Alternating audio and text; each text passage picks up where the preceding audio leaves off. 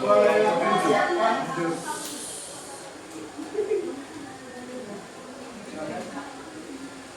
Siap.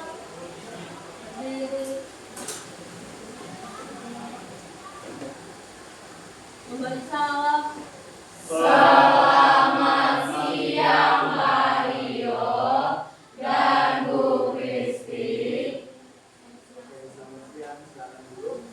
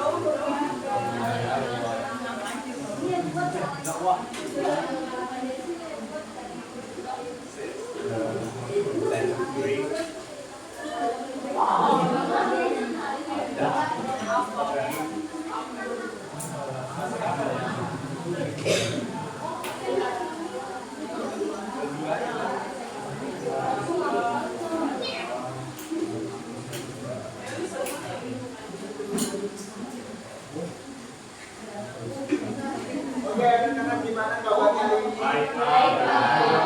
Jadi Bapak akan ngetes antusias mana kalian sama geografi. Boleh angkat jempolnya kalau memang antusias, kalau tidak.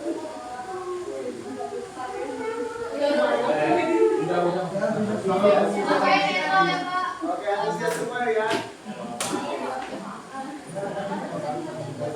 Oke, jadi agenda kita akan mempresentasikan hasil dari kalian sudah membuat PPT.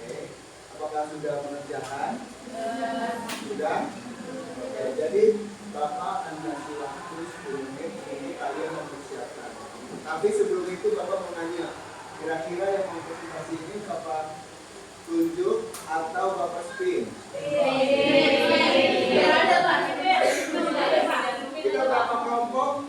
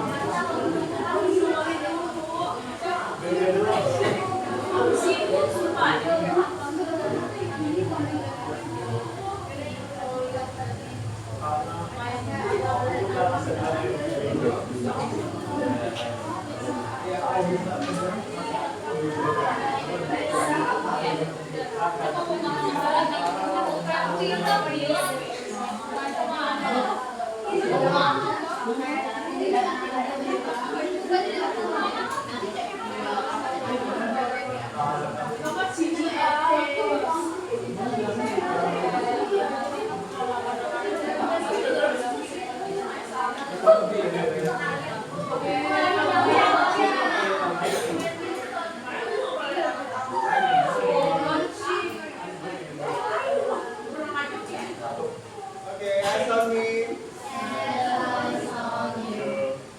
Jadi saya kesepakatan kita akan melakukan video untuk presentasi di pertemuan hari ini. Jadi presentasi pertemuan hari ini mungkin hanya 3 kelompok saja. Nanti kita lanjutkan untuk pertemuan hari ini sampai di untuk kelompok selanjutnya. Oke? Ada pertanyaan sampai sini?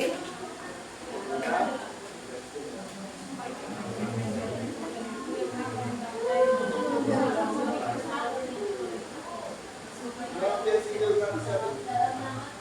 Boleh nama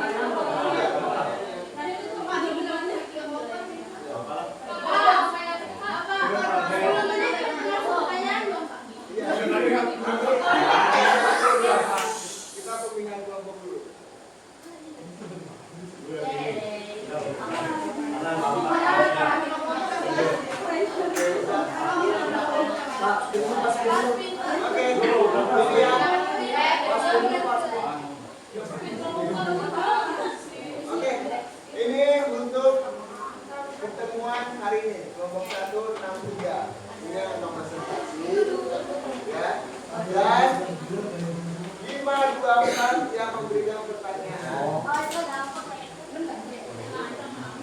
pertanyaan dan juga memberikan penilaian untuk kelompok yang presentasi. Mengerti? Oke. Bapak kasih waktu 10 menit untuk yang 3 kelompok ini 163 untuk mempersiapkan. Kenapa ya Pak? Ya. Mulai.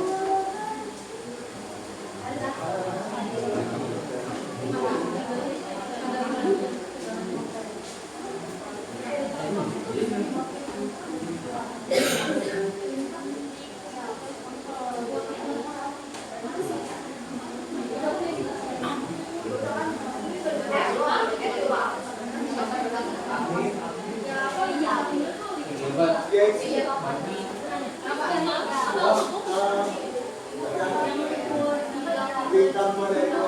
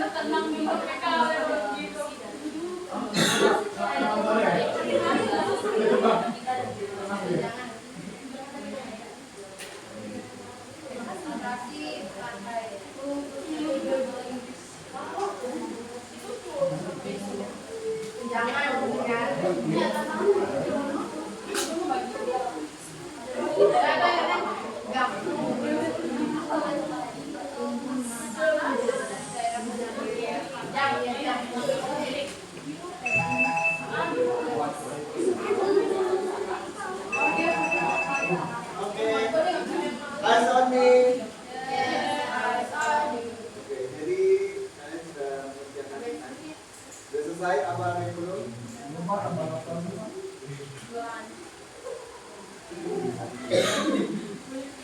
Apa yang belum? Kelompok siapa yang belum? Menyelesaikan PPT ini. Kamu kelompok berapa? Udah. Kalau nggak ada kita langsung mulai aja ya. Kelompok 1 mana orangnya? Mana kelompoknya? Berdua aja. Udah siap? Udah? Oke, aja ya. Oh iya. Jesse, bagaimana Jesse? Dari dulunya?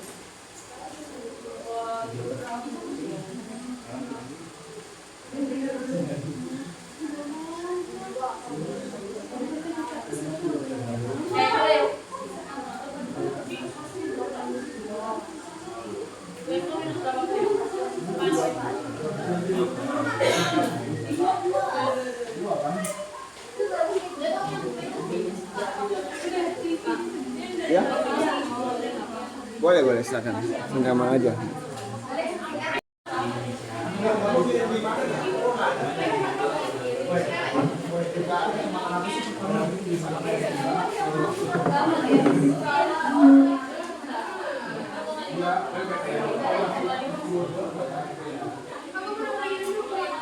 Tangkapin 4K.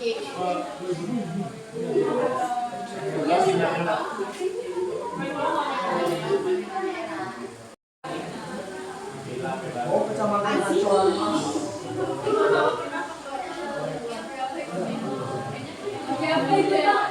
Hai, Gadi.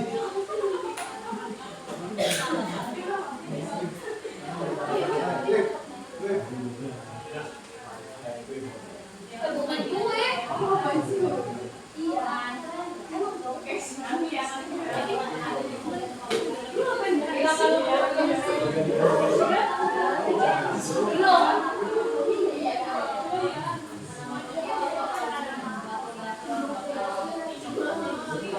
Hai, Queen.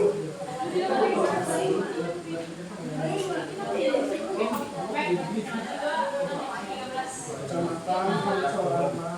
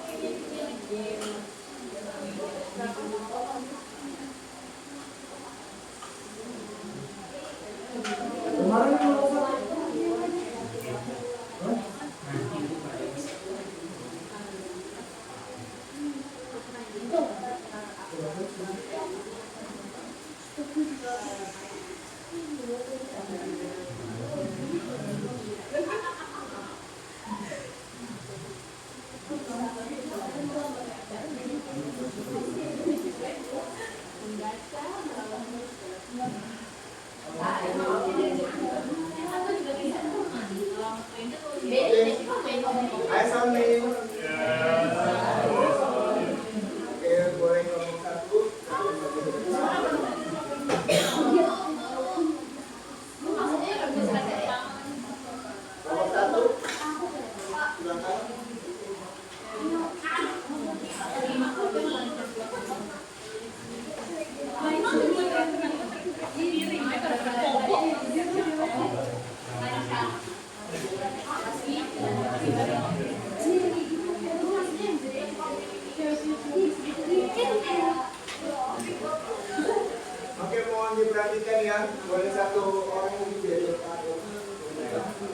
Oke,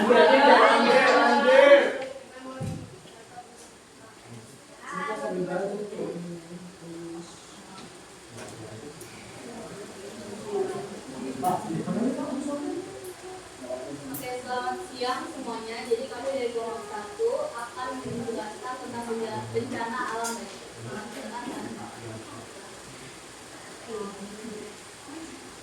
Jadi wilayah yang kami pilih untuk bencana banjir sendiri adalah wilayah Jakarta. Terus kondisi wilayah dari Jakarta ini yaitu termasuk dalam wilayah dengan dataran rendah. Kemudian di Jakarta ini juga padat bangunan karena banyaknya penduduk yang tinggal di wilayah Jakarta. Kemudian alasan kita memilih wilayah Jakarta karena wilayah Jakarta ini kan sering terjadi bencana banjir, kayak sering terjadi juga di wilayah Jabodetabek. Jadi kami berharap kalau misalkan menganalisis bencana banjir yang ada di Jakarta, bisa membuka wawasan kita untuk cara mengatasi atau cara pencegahan supaya bencana banjir ini tidak terjadi di lingkungan kita.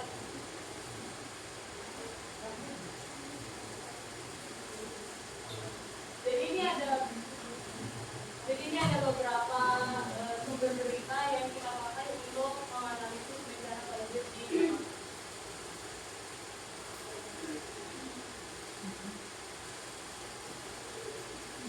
Jadi kita masuk ke jenis dan faktor penyebab. Jenis dari bencana alam yang harus kita perhatikan adalah bencana alam banjir. Dan untuk faktor penyebabnya dari berita yang kami ambil itu, banjir yang terjadi di Jakarta pada tanggal 2 Januari 2020 ini disebabkan karena hujan yang terus mengguyur wilayah Jakarta, dan diperkirakan BMKG ini itu akan terjadi sampai pekan kedua di bulan Januari. Selanjutnya saya menjelaskan karakteristik dari banjir yang ada di Jakarta. Jadi yang pertama, banjir ini terjadi yang dijelaskan Karina berada di dataran rendah karena Jakarta termasuk dataran rendah dengan lereng yang relatif landai. Kenapa Jakarta dibilang dataran rendah? Karena ketinggian rata-ratanya itu 0 sampai 79 meter di atas permukaan laut, dan tingkat kemiringan lerengnya itu sekitar 0 sampai 3%. Lalu yang kedua, ada rentan sekali terjadi di musim hujan karena bulan Desember dan Januari ini masih termasuk dalam musim hujan, karena di Indonesia itu perkiraan musim hujan itu dari bulan Oktober hingga bulan Maret. Bencana banjir ini juga terjadi akibat hujan lebat, karena di beritanya juga diperkirakan dari tanggal 31 Desember 2019 itu sudah terjadi hujan selama kurang lebih 3 hari sampai tanggal 2 Januari 2020. Dan bencana ini juga terjadi karena akibat meluapnya sungai yang ada di sekitar Jakarta. Dampak dari banjir ini yang pertama, ada aktivitas para warga itu menjadi lumpuh atau tidak berjalan karena ketinggian air yang cukup tinggi dari banjir ini, sehingga beberapa kendaraan seperti motor dan mobil itu tidak bisa berjalan di jalan raya dengan baik. Lalu yang kedua, banyak sekali korban jiwa dan juga warga yang mengungsi karena tempat tinggal mereka terkena banjir yang cukup tinggi, sehingga beberapa warga dan sekali warga yang harus mengungsi. Yang ketiga, ada kondisi air yang sangat lama sekali surut karena tingginya air, sehingga lama sekali air itu surut. Dan yang keempat, kerugian yang terjadi itu pemerintah mencapai kerugian hingga 10 triliun.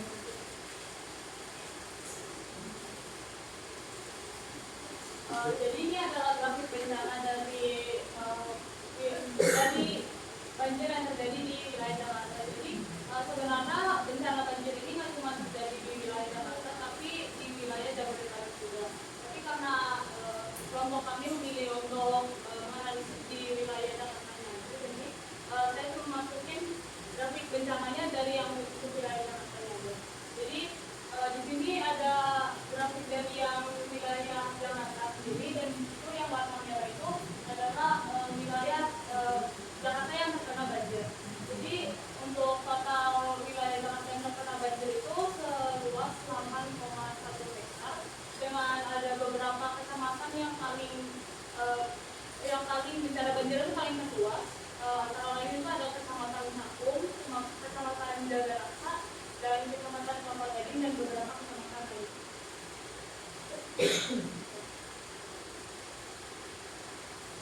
Lalu dari bencana banjir ini kami memiliki solusi yang dapat disarankan, yaitu kita dapat pemerintah itu dapat memantau banjir melalui helikopter, di mana penanganan ini itu merupakan tindakan selanjutnya dari dampak banjir ini. Lalu kita juga dapat pemerintah itu dapat bersosialisasi kepada warga menggunakan sosial media yang dimana isinya ini terkait dengan banjir ini. Lalu pemerintah juga dapat memberikan bantuan yang memenuhi kebutuhan dasar para warga yang terkena dampak banjir ini. Lalu juga ada pengumuman pemantauan dari BMKG agar tetap warga ini tetap siaga dalam menghadapi situasi banjir ini. Lalu di dalam solusi ini juga terdapat tantangannya masing-masing, di mana ada kendala cuaca, di mana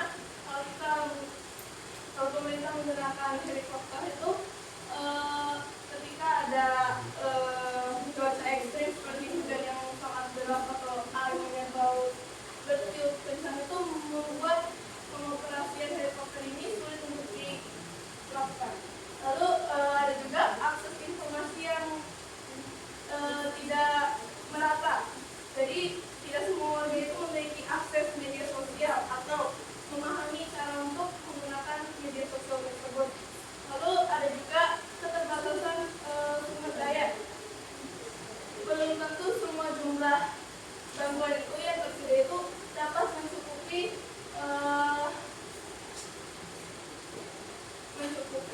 para warga tersebut yang terkena bencana banjir.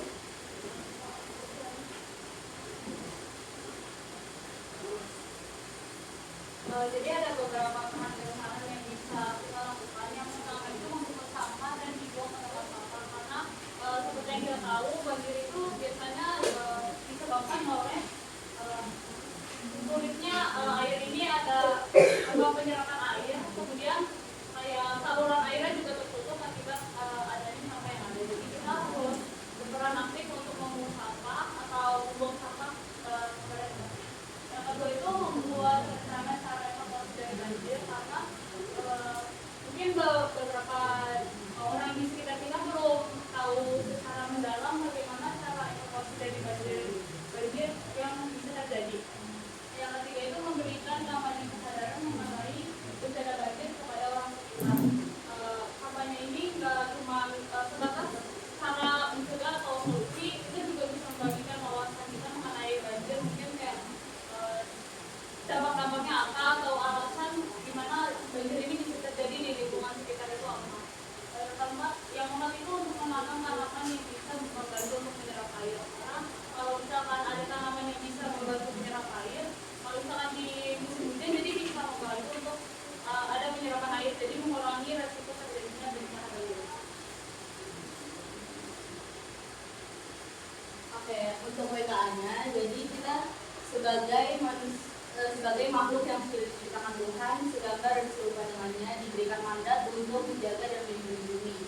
Kita karena bumi itu kan sudah menyediakan segala hal yang diperlukan oleh makhluk hidup untuk bertahan hidup. Jadi kita sebagai manusia yang makhluk yang memiliki akal, budi, kita harus menjaga, jangan cuma mau pakai aja, tapi kita juga harus menjaga apa yang sudah disediakan alam.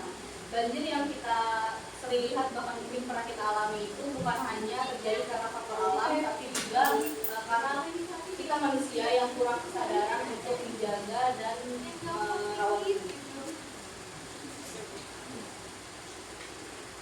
Sekian presentasi dari kami, terima kasih. Baik, boleh berikan pertanyaan ke kelompok 1 dari kelompok 5. Silakan kelompok 5. Nah, 524, oke. mempersiapkan pertanyaan, dan kelompok 6 dan kelompok 3 memberikan penilaian. Gitu, kayak masukan dan saran-saran yang bisa diberikan kepada kelompok 1. Silakan kelompok 5. Kalau kelompok 5 lagi berdiskusi, kelompok 2. Boleh nanya Pak atau Ya, silakan kelompok 2. Tanya. Boleh. Ya kan maksudnya kalau ada pertanyaan lain. Boleh balik ke ya solusi Mas. Kan kalian tadi pertama punya helikopter kan. Terus kalian juga udah ngejelasin dampak tantangannya yang kayak tantangan yang sulit untuk menggunakan helikopter ini. Kenapa masih gimana? Kan dilihat tantangannya sangat tidak bisa mengcover gitu untuk solusi bencana ini gitu kan. Apalagi tadi bilang cuaca ekstrim ya kan, cuaca lagi musim hujan juga ya Pak.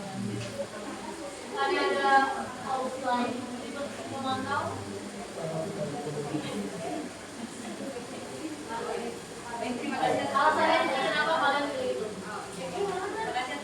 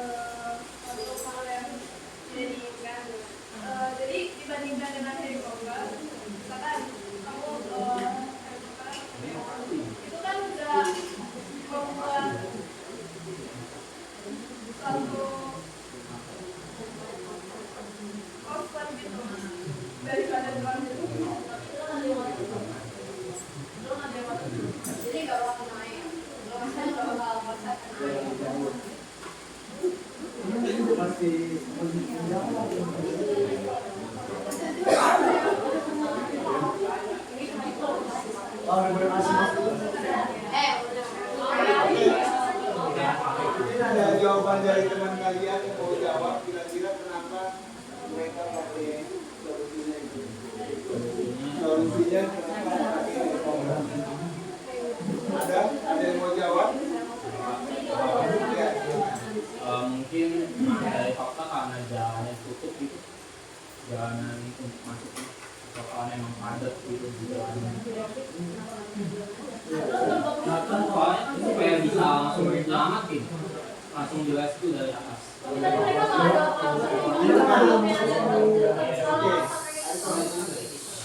Jadi yang kelompok kalian ini pakai strategi secara bencana mengantisipasi atau pemantauan banjir. Pemantauan banjir. Karena itu kalau review mungkin masih oke, tapi kalau pemantauan banjir kurang gimana? Karena kalau konteksnya drone kan hanya bagaimana untuk Terus kalau pemantauan kan mungkin pemerintah pakai yang 5% drone.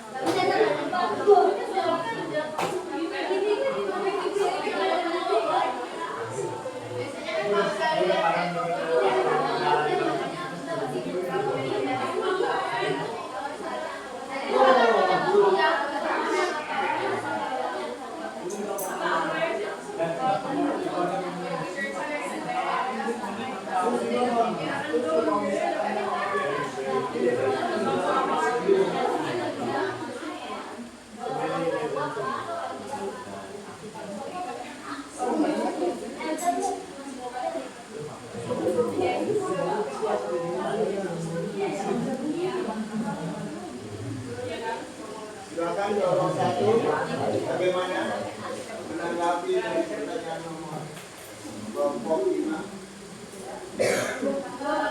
Kelompok 2. Supi. Jadi kan ini udah aku bilang tadi untuk pengalaman penggunaan helikopter ini untuk mengambil langkah selanjutnya. Jadi memang ada mungkin aku salah kesalahan dalam berbicara, menyampaikan bicara kalian. Kalau itu hanya untuk pemantauan. Mungkin karena kesalahan aku juga, ya mohon maaf. Tapi sebenarnya itu bisa untuk mengambil langkah selanjutnya, langsung mengevakuasi. Ya. Gimana kelompok 2 dan 5 jelas? Yang 5 mana? Kelompok 2 gimana? Ada tanggapan? Apa kurang jelas? Sudah jelas? Oke, kalau sudah jelas, kelompok 5 gimana?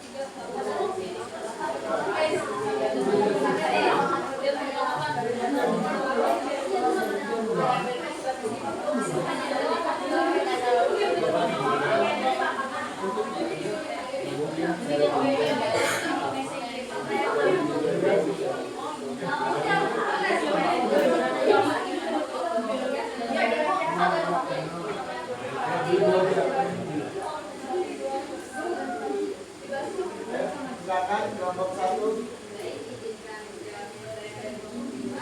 Untuk kerugian yang 10 triliun itu sebenarnya bukan kerugian yang ada di luar tapi kerugian itu lebih dari kerugian yang akibat terjadinya banjir ini. Mungkin kerugian dari bangunannya, karena banyak beberapa bangunan pasti juga hancur karena banjir yang besar itu. Ini kerugian sebenarnya kerugian yang prioritas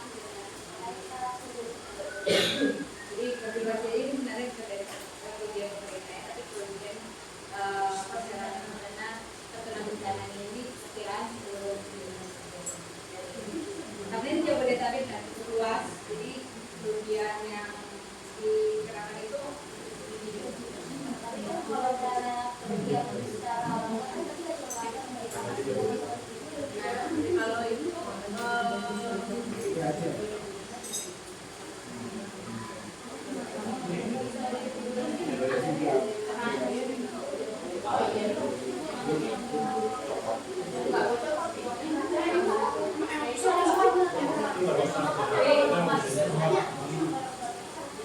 Perhatiannya ini kelompok satu menjawab.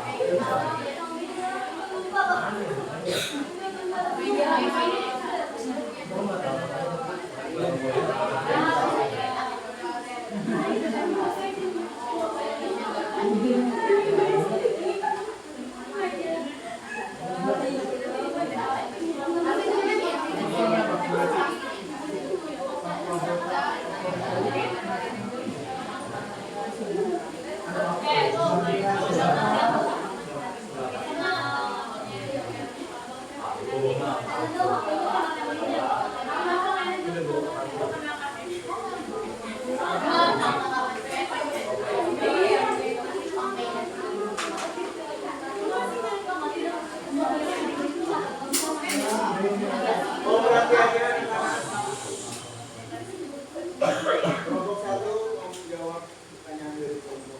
Jadi hasil dari kelompok satu, kalau solusi memberikan bantuan berupa kebutuhan dasar kepada warga yang terkena dampak banjir itu masih termasuk solusi yang tepat karena bantuan yang berupa kebutuhan dasar ini kan tidak cuma datang dari pemerintah wilayah banjir itu terjadi, tapi juga bisa datang dari bantuan dari pemerintah wilayah yang lain. Kemudian bisa juga ada dari donasi masyarakat yang tinggal di luar wilayah itu, jadi bisa dilakukan solusi untuk memberikan bantuan juga.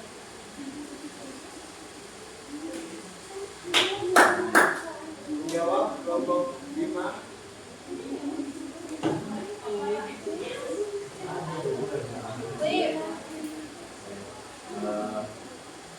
Tadi kan dibilang bisa semuanya karena ya maka banjir itu karena bantuannya itu ya karena keterbatasan dari sumber dayanya itu sisa yang enggak dapat itu bantuan itu di mana itu.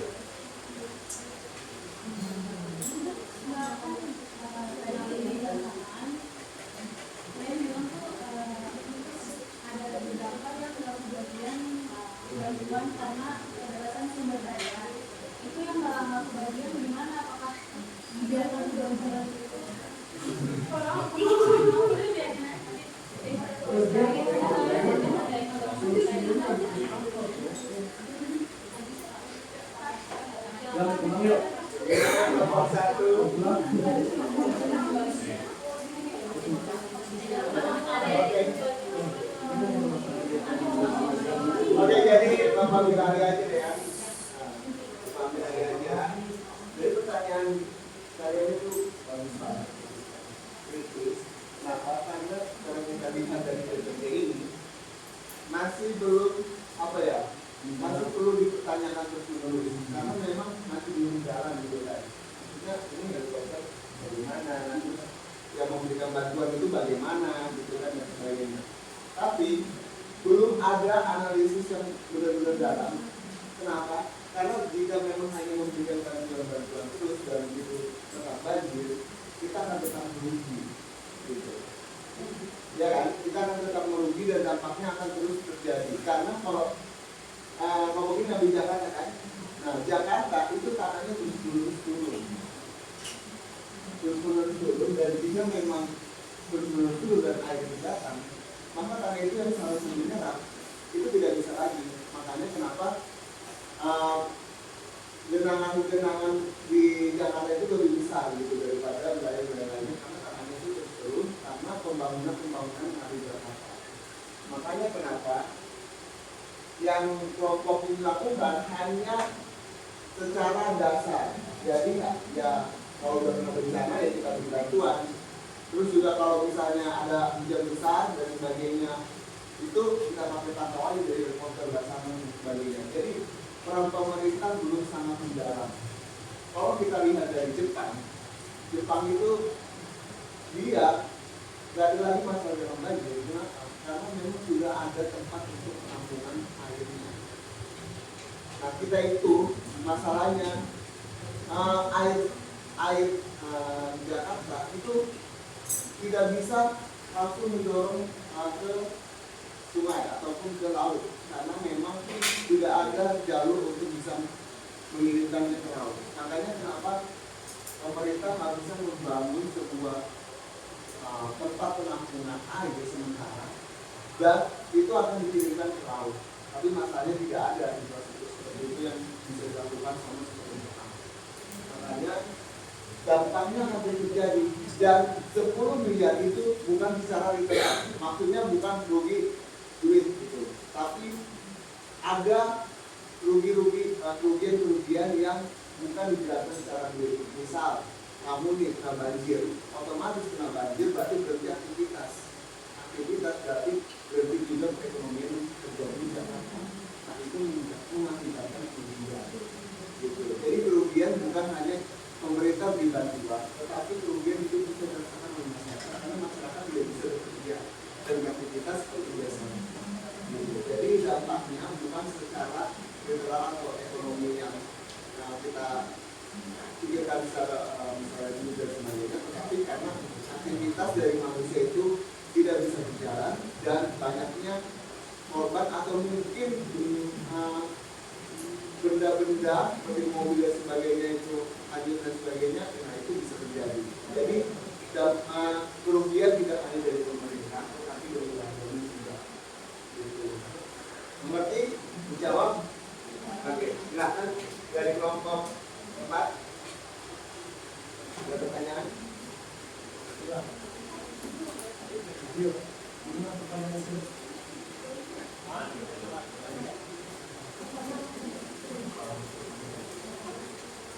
Kelompok 4 mana kelompok 4? Itu Pak, yang panggil Pak. Oh, mana? Oh,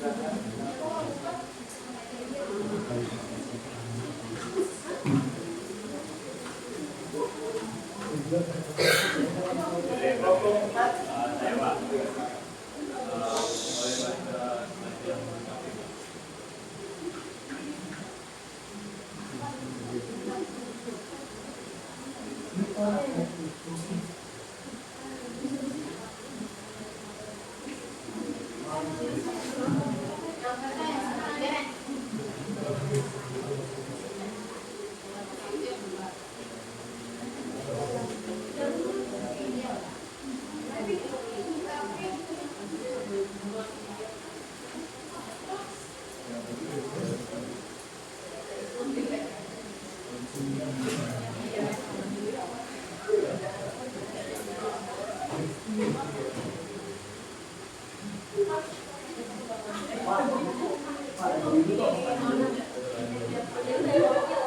jawab.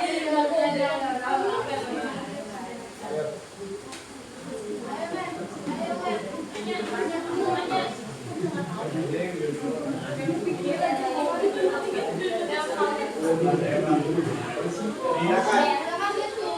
Pembagian. Jadi sebenarnya kalau saya tadinya mau nanya tentang yang ngomong dari jawab juga sama klarifikasi juga. Jadi kita kayak balik Pak yang dari grafik ini, kalau yang merah itu berarti kan yang sedang banjir itu. Kalau yang biru itu ya guys. Silakan. Yang biru itu bagaimana?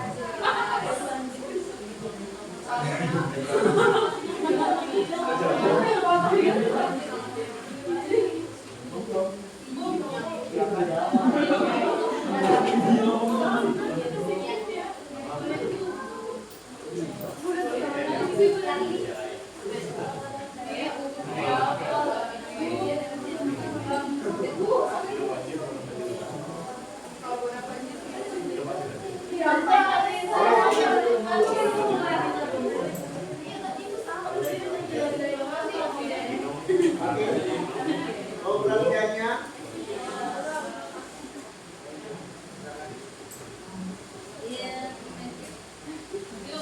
Yuk.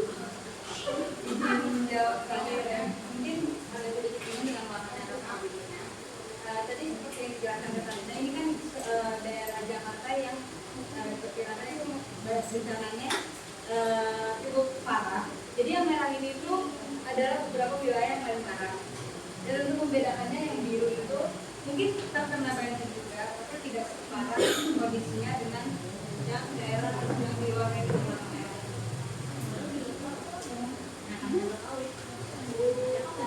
Oke, jadi Bapak mau nambahkan, yang biru ini sebenarnya daerah yang tadi sudah dijelaskan oleh teman kalian, itu daerah yang benar-benar punya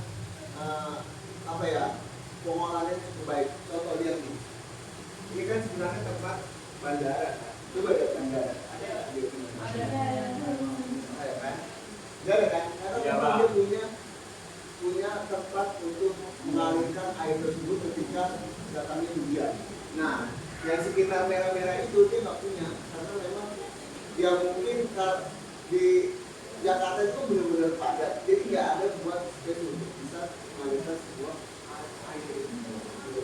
Makanya kenapa numpuk tuh di situ, itu. Nah, lihat kalau di pinggir-pinggir laut, dia warna biru karena memang dia punya aliran untuk mengalirkan air hujan ke laut tersebut. Itu.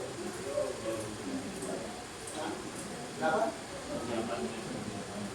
Iya, persiapan pemerintah juga bisa harusnya. Cuma masalahnya yang mereka lakukan adalah ketika terjadinya sebuah bencana. Jadi memang sayang sekali kalau misalnya itu hanya di daerah-daerah tertentu, daerah-daerah aman seperti saja. Itu. Ya. Oke, baik. Nomor 6 silakan berikan penilaian terhadap kelompok 1 kira-kira bagaimana? Kelompok berapa? Ya. Dulu.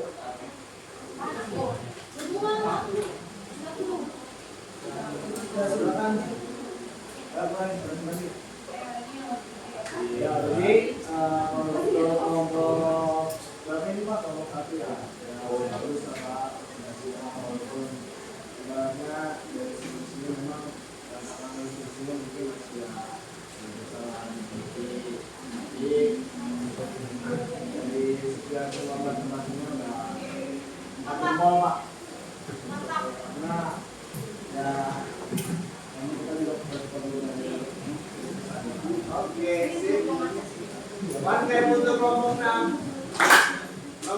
ketiga, silakan memberikan evaluasi terhadap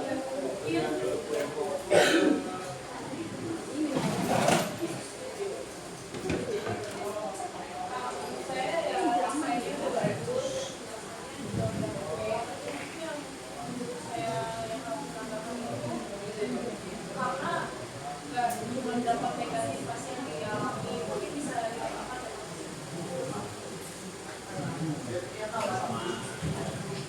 Oke, berikan tepuk tangan kepada peserta.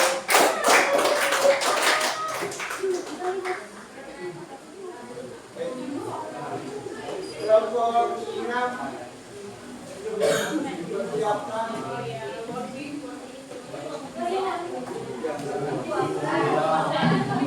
Apa yang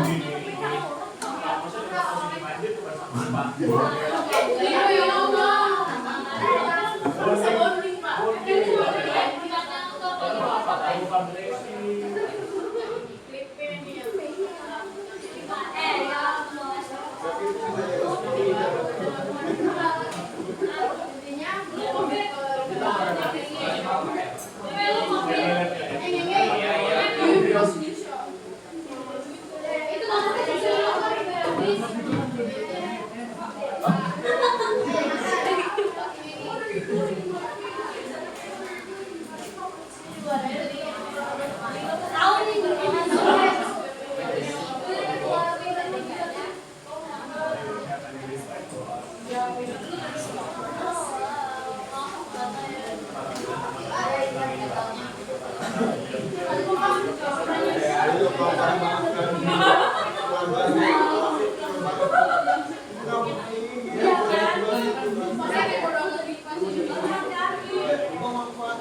Ya, Pak, biar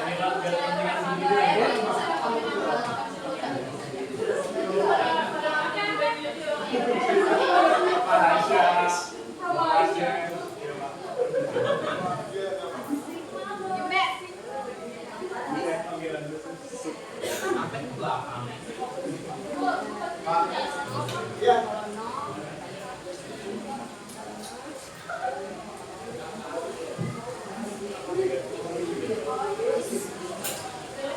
Kelompok 6 Ya,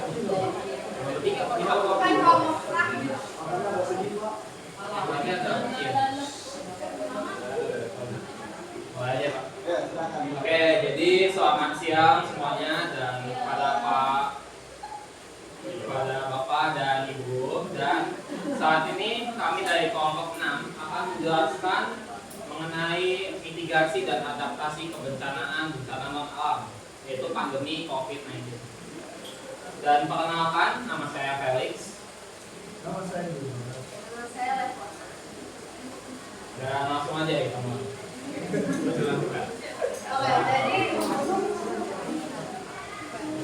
Jadi di sini saya akan menjelaskan kronologi atau gimana sih pertama kali masuknya COVID ke Indonesia. Nah, jadi diawali dari Depok. Jadi ada coba perkenalkan dulu, ini sebenarnya kalau misalnya saya udah nyari di searching Google, kalau foto-foto pasien itu sebenarnya nggak dimunculin, jadi saya pakai karakter aja. Ada MD dan juga NP. Itu inisial nama dari pasiennya. Jadi pertama kali diawali dari seseorang yang bernama NP ini. Dia berusia 31 tahun, yaitu waktu itu mengikuti namanya pesta dansa dengan peserta multinasional. Nah, salah satu pesertanya itu berasal dari Jepang dan dia itu terinfeksi virus corona, tapi dia itu terinfeksi virus corona itu saat si Jepang itu udah sampai ke negara itu. Nah, lalu NT ini adalah seorang anak dari si MD-nya ini. Nah, habis itu selama 2 hari si NT ini mengalami gejala COVID-19 selama 10 hari. Nah, dan habis itu si MD dan si NT-nya ini pergilah ke rumah sakit murni Mitra Depok. Nah, ternyata si NT ini sama si dokternya ini mendiagnosis bahwa si NT ini terkena penyakit lain, yaitu pneumonia atau peradangan paru-paru. Nah, ternyata dia itu masih si diagnosisnya. Nah itu beserta anaknya si MD sama NT ini mendapat rujukan. Habis itu beberapa hari kemudian keadaannya benar-benar sudah membaik, tapi masih belum sepenuhnya sembuh. Jadi yang sudah di-mention ini yang sudah membaik itu tidak demam, tapi masih batuk. Nah habis itu besok harinya si dokter ini mengambil spesimennya. Nah itu ada nasofaring, dan lain-lain. Nah sampel ini dikirim ke yang namanya lab test. Nah itu kasus MD sama NT ini masuk dalam kategori pengawasan. Jadi mereka berdua itu masih dalam pengawasan. Nah itu kemudian pada 2 Maret, nah Presiden Jokowi ini baru mengatakan bahwa kedua atau si MD atau NT ini mengidap virus corona dari corona asal Wuhan atau Wuhan. Nah jadi kondisi Depok sebelum pandemi itu kita kan sebagai siswa, jadi saya mentionnya pendidikan. Jadi sebelum pandemi pendidikan di Depok itu berjalan seperti yang kita tahu masih tatap muka, mau sekolah, kampus, ya gitu. Tapi setelah COVID-19 masyarakat mulai terbiasa sama protokol kesehatan. Jadi kayak setelah maupun saat COVID-19 para mahasiswa, siswi itu mengadakan yang namanya sistem pembelajaran jarak jauh. Habis itu urgensi yang kita ambil yaitu pertama, Indonesia itu punya kasus positif COVID-19 itu sudah menyentuh angka di atas 2.000 kasus. Nah, kedua, tapi kenyataannya masih banyak masyarakat yang bandel, tidak melakukan pencegahan yang telah disosialisasikan kepada masyarakat sendiri. Oke, dan selanjutnya di sini saya akan menjelaskan dari yang pertama, dari faktor penyebaran. Yang pertama itu kita harus diketahui virus ini, COVID ini asal dari Cina, tepatnya dari Wuhan, yang di sana itu muncul di pasar hewan dan makanan laut yang ada di Wuhan. Di sana mereka menjual makanan laut dan juga beberapa hewan yang liar yang seperti ular dan kelelawar. Nah ini diduga virus ini menyebar dari hewan ke manusia, terus habis itu dari manusia ke manusia. Nah untuk penyebarannya bisa melalui percikan air liur ataupun juga ini menyentuh mata, hidung atau mulut setelah kayak megang barang yang sudah kena bersin dari orang yang terinfeksi. Dan juga untuk menyentuh tangan atau wajah orang yang terinfeksi bisa menjadi salah satu faktor penyebaran dari virus ini. Nah, kemudian ada karakteristik gejala ketika orang mengidap penyakit COVID. Yang pertama ini tuh seperti gejala batuk pilek yang seperti umumnya pada awalnya. Yang pertama seperti sakit kepala, batuk, sakit tenggorokan, demam, merasa lemas atau lelah, dan juga kehilangan makan, tidak enak badan. Dan ini yang membedakannya yaitu hilangnya kemampuan indera, rasa, dan penciuman. Oh iya, kemudian bencana ini termasuk jenis non alam karena ini bukan secara alami dari alam, dan juga jadi dampaknya ini kita mengambil ada dampak positif dan juga negatif. Untuk dampak positifnya, yang pertama ini memicu percepatan transformasi di pendidikan, khususnya itu secara digital. Dan kemudian yang kedua munculnya banyak aplikasi belajar online, ini salah satu contoh dari kecepatannya. Dan juga ini juga menyadarkan masyarakat menjadikan perubahan perilaku untuk pentingnya menjaga kesehatan tubuh. Nah, tapi ada juga untuk dampak negatifnya yang pasti sudah banyak orang yang melihatnya, yaitu kemiskinan dan juga banyak pemutusan hubungan kerja atau PHK oleh perusahaan yang menyebabkan jadi tinggi angka pengangguran di Indonesia. Ya, jadi bisa kita lihat di sini dari peta persebarannya ada juga peta persebaran yang saya jelaskan.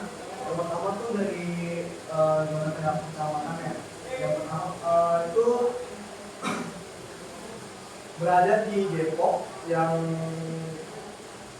terdapat di kecamatan Pancoran Mas pada tanggal 2 Maret 2020. Jadi kalau kalian lihat di sini tulisannya kriteria dari zona kecamatannya. Pertama itu ada 5 kecamatan atau kelurahan yang dimana itu paling top di Depok setelah terdapat di Pancoran Mas ini. Itu tuh ada di kecamatan kelurahan Beji, terjadi di sekitar sini, dan juga ada Kecamatan Bojong Sari, dan juga ada Kecamatan Cilodong di Depok, dan juga Cimanggis dan Cinere. Untuk rentang atau angka dari kecamatan yang tersebut itu berawal dari 47 orang yang berada di Kecamatan Beji, lalu 19 orang yang berada di Kecamatan Bojong Sari, lalu ada di Kecamatan Cilodong itu 7 orang, dan yang terakhir itu di Kecamatan Cimanggis atau Cinere itu berada di sini, itu di posisinya 14 orang. Lalu setelah 20 hari di Kecamatan Depok itu lalu berjalan ke peta kedua ini, yaitu peta kedua peta persebaran di daerah Jakarta, berawal dari Depok, lanjut ke Jakarta, Tangerang, dan menjalan ke Jabodetabek. Bisa kita lihat di sini tuh ada 3 warna yang dari hijau itu artinya di sini dari pandemi tersebut tidak terlalu banyak, kalau putih mulai sedang, dan merah ialah ada zonnya di mana virus tersebut mulai menjalar ke kecamatan tersebut. Lalu dari peta ini kita akan lihat peta ini. Peta ini tuh di mana berawal dari merah ini tuh kecamatan yang berada di Kecamatan Depok itu, dari merah ini lanjut ke sini itu karena dari 1 tahun perjalanan di Depok ini mulailah peta ini mulai bersih dikarenakan sudah mulai adanya adaptasi yang baru atau mulai mengurangi COVID.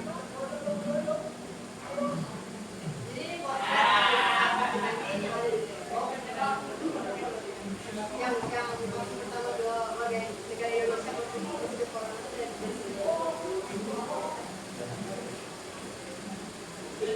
Nah, jadi solusi sama tantangan yang dialami masyarakat itu apa sih? Yang pertama, isolasi diri. Nah, isolasi diri ini menjadi solusi yang paling umum bagi kita yang terkena maupun tidak terkena COVID-19. Tapi tantangannya itu kesehatan mentalnya, yaitu isolasi itu dapat menyebabkan rasa kesepian, stres, atau gangguan psikologis, terutama depresi. Habis itu kan bagi individu sendiri yang tinggal sendiri. Nah, lalu menghindari kontak langsung. Nah, yang menjadi tantangannya itu adalah membatasi kontak fisik itu dapat mengurangi keakraban dengan keluarga besar ataupun teman. Nah, dan juga ada yang namanya peraturan, yaitu adanya jaga jarak ketika berada di luar minimal 1 meter. Nah, lalu menutup hidung dan mulut 1% ambulan. Sebenarnya ini solusi yang paling besar karena menutup hidung dan mulut 1% itu adalah salah satu perilaku atau hal kecil yang sebenarnya memang harus dilakukan. Ya, tapi tantangannya itu kedisiplinan. Jadi tidak semua orang itu kayak terbiasa melakukan tindakan ini, terutama di tempat umum. Oke, dan selanjutnya untuk solusi selanjutnya adalah penggunaan masker. Penggunaan masker ini pasti yang kita tahu bahwa banyak sekali orang menggunakan masker untuk menghindari dari penyakit COVID.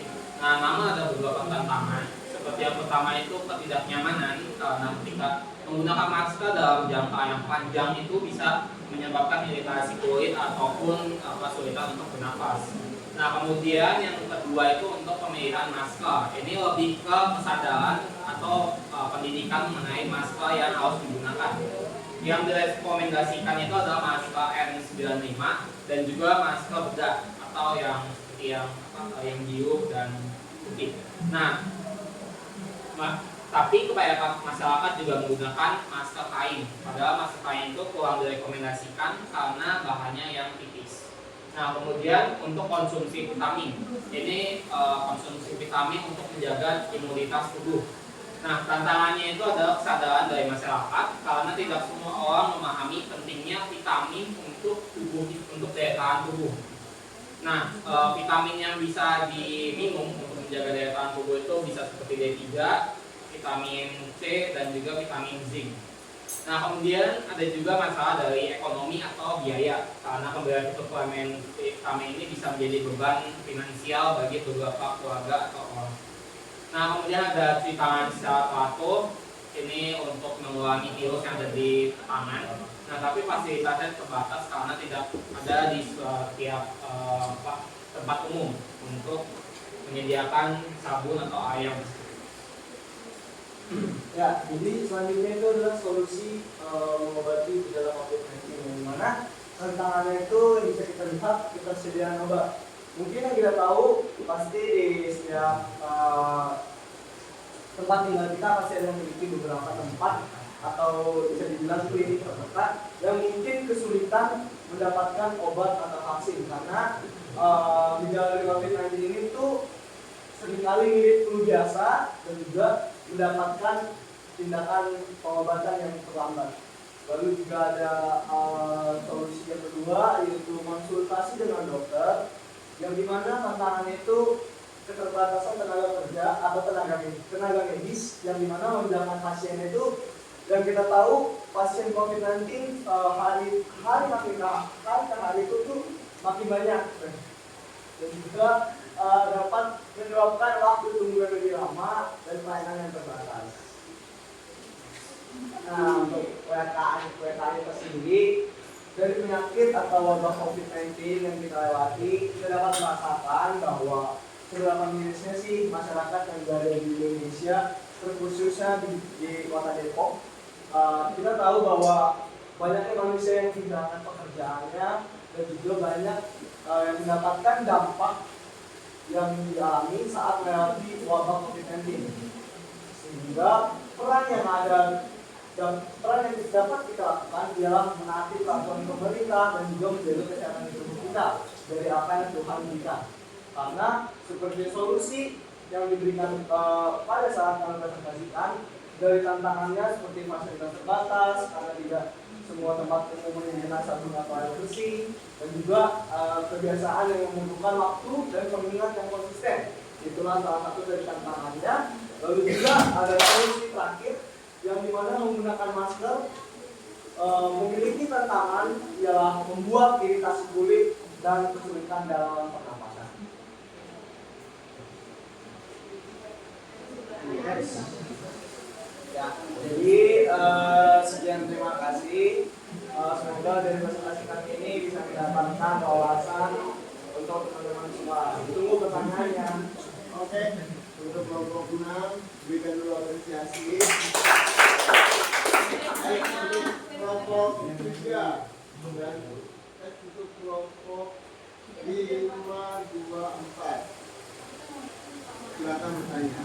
Kelompok 5, 2, 4, silakan bertanya. Siapa dulu yang sudah punya pertanyaan?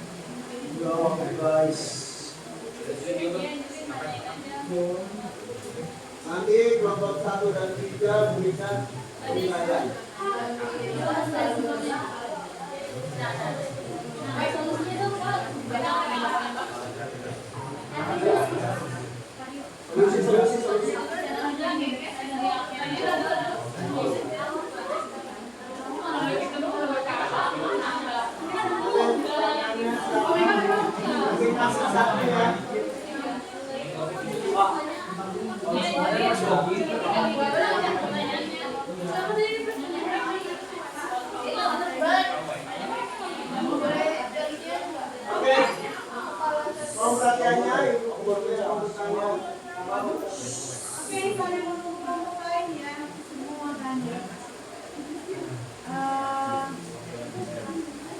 COVID-19 kan sudah terjadi ya, dan kalaupun terjadi hal yang sama mungkin namanya bukan lagi COVID-19, dia akan dinobatkan sebagai pandemi atau apapun itu pasti akan berbeda tergantung kondisi.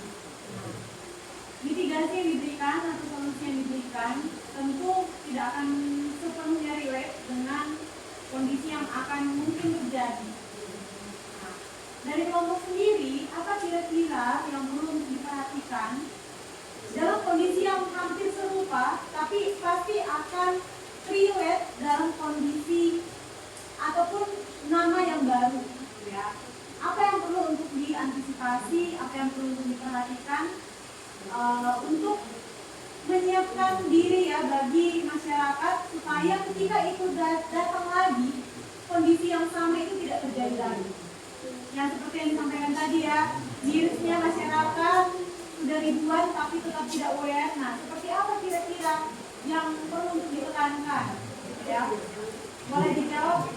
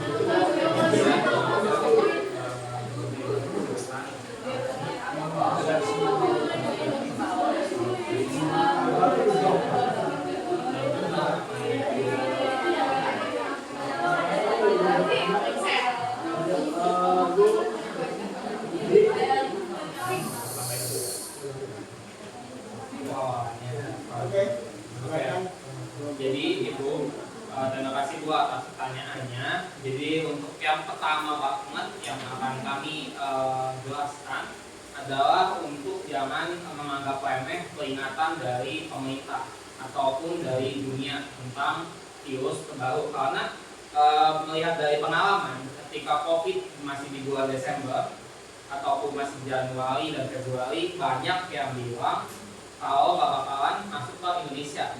Nah, tapi nyatanya ketika bulan Maret masuk langsung menyebar ke wilayah yang lain. Dan yang kedua adalah mindset dan kebiasaan dulu. Karena kunci dari mindset atau kebiasaan itu tuh udah gimana ya, udah susah banget untuk diatur, karena itu kesadaran diri kita tuh bagaimana kita itu gimana ya jelasnya ya, bagaimana dari kita itu supaya mencegah gitu Bu, dari kasus yang mungkin virus yang akan mungkin terjadi di depannya. Contoh mungkin kebiasaannya dari cuci tangan Bu, terus juga yang mungkin batuk yang langsung langsung itu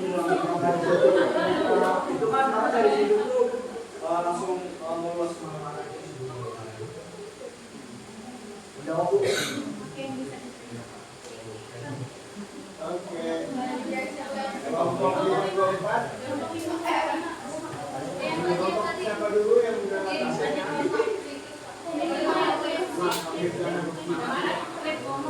mata juga sering. Oke, kelompok 5 bertanya kelompok 6, jadi yang lain diperhatikan ya. Ya, produksi itu kan kebanyakan arahnya ke kesehatan. Itu ada produksi lain yang apa yang lain kayak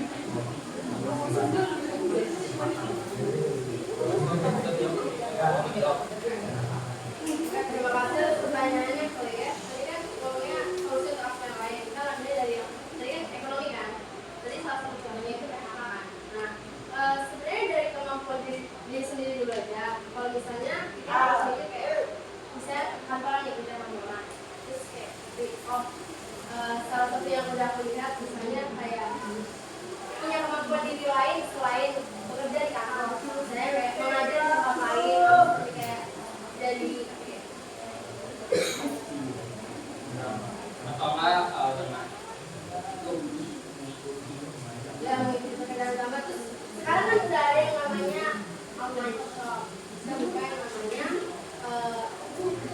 toko, tapi tidak dengan kalau bisa langsung kan mulai dan kalau nggak ada toko dan jadi kayak perbedaan kalau kami kalau makan. Untuk menyeret semua itu.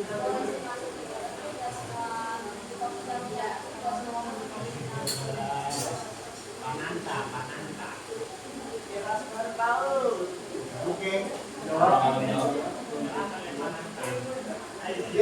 Lanjut ya. Oke baik, selanjutnya pulang komputer. Silakan kita pertanyaan. Oke,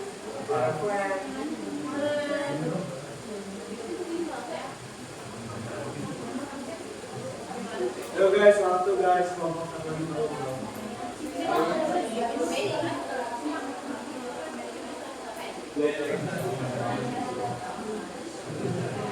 Kalau ngomong dua kasih ada pertanyaan, ngomong 4. Sudah ada pertanyaan? Yang satu ngomong Pak.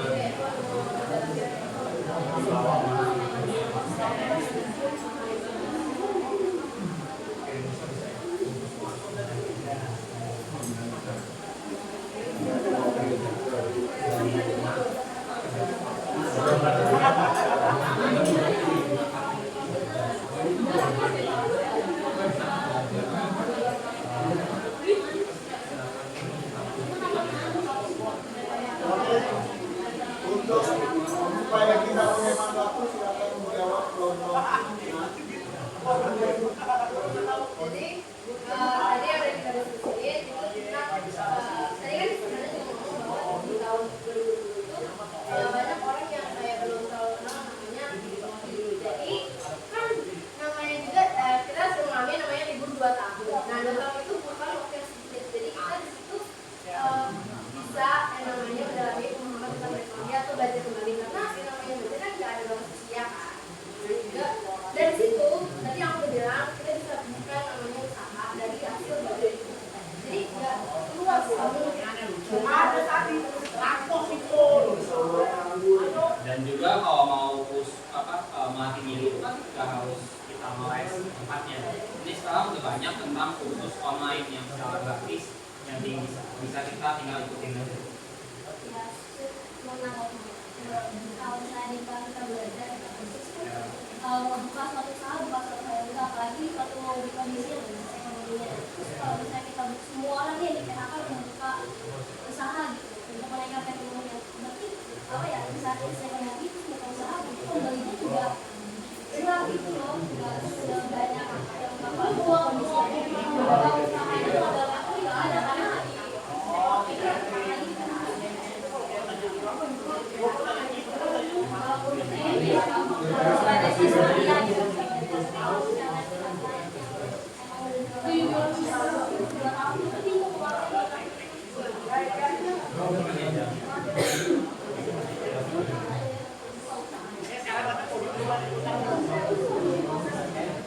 Oke, kelompok 6 silakan dijawab.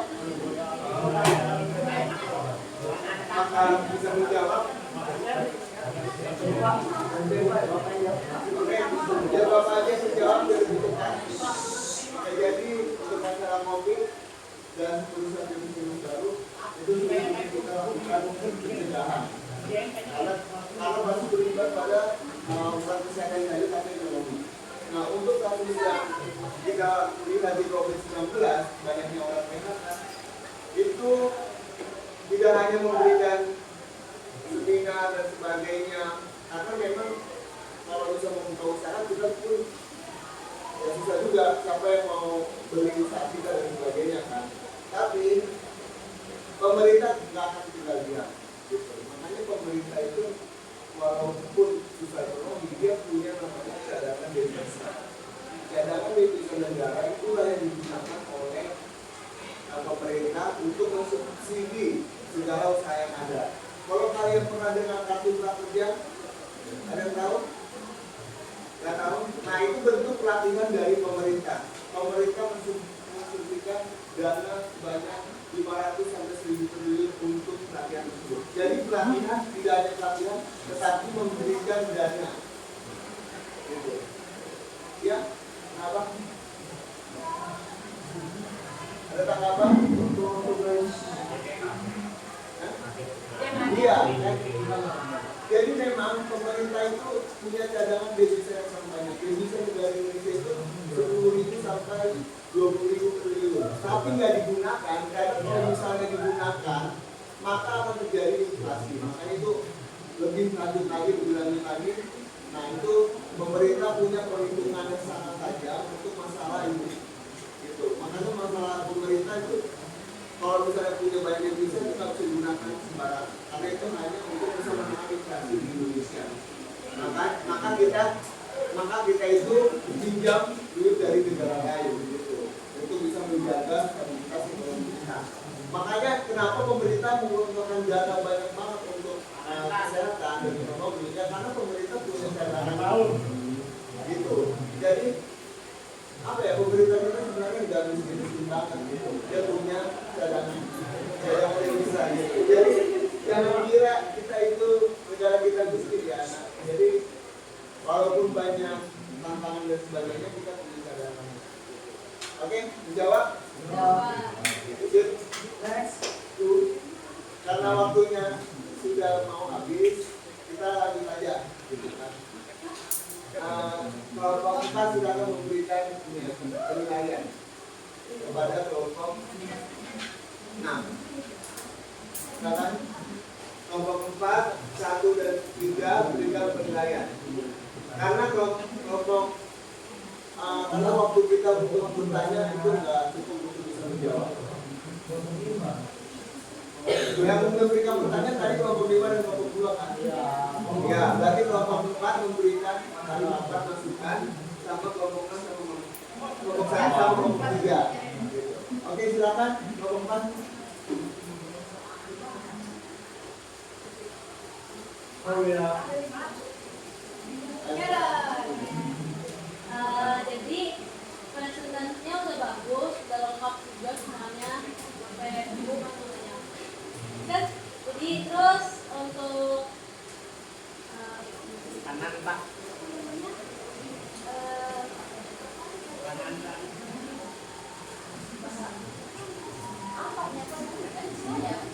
Oh untuk ininya.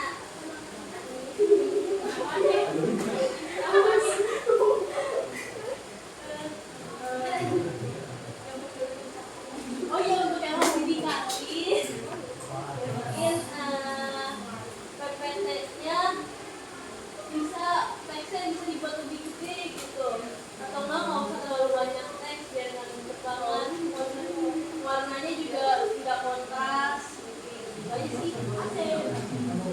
jadi PPT nggak kelihatan. Next, Oke. Thank you untuk kelompok 4, Pak Grab. Kelompok 1, silakan. Grup 1, Segera ya. Tasya, Gloria. Nah, kalau nggak ada nggak apa-apa, kita lanjut. Ya, kalau kalian mau ngasih tambahan. Oke, silakan.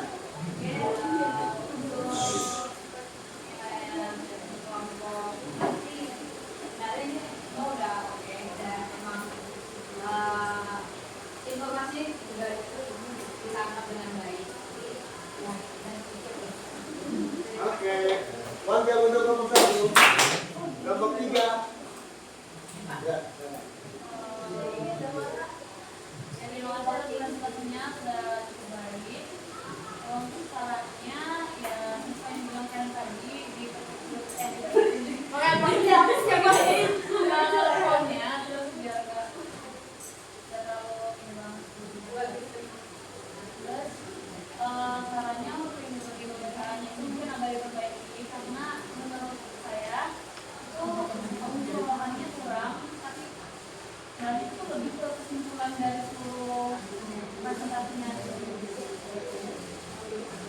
Oke, berikan ajar untuk kelompok 3.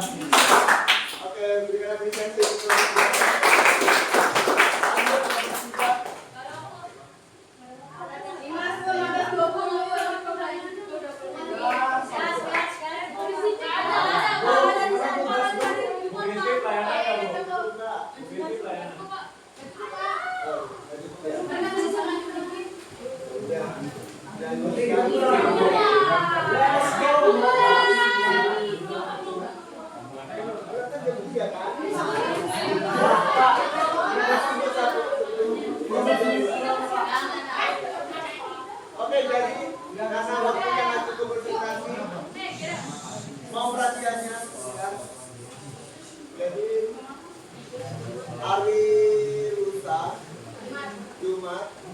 kelompok 3524 akan tambah untuk presentasi.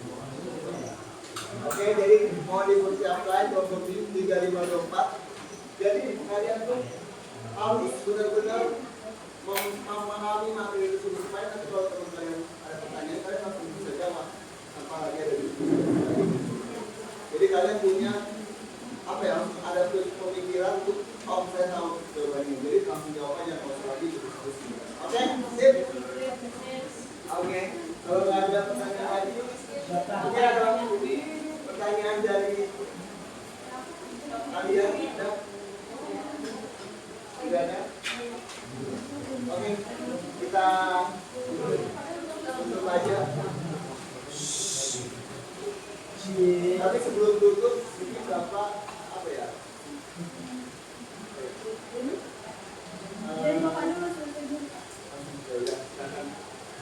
Silakan siapa yang mau bikin jalan doa.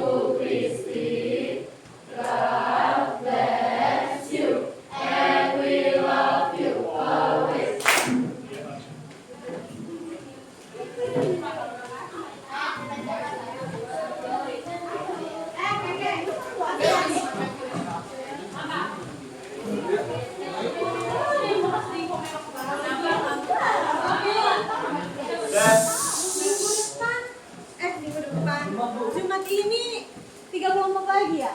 4 kelompok. Masih banyak kan? Tsunami. Menarik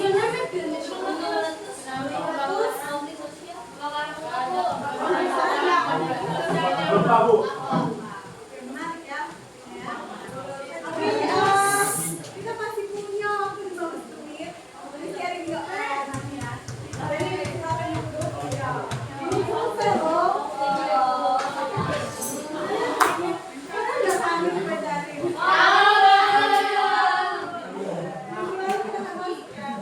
Oke, kita ini dulu sudah ya, Bi. Oke,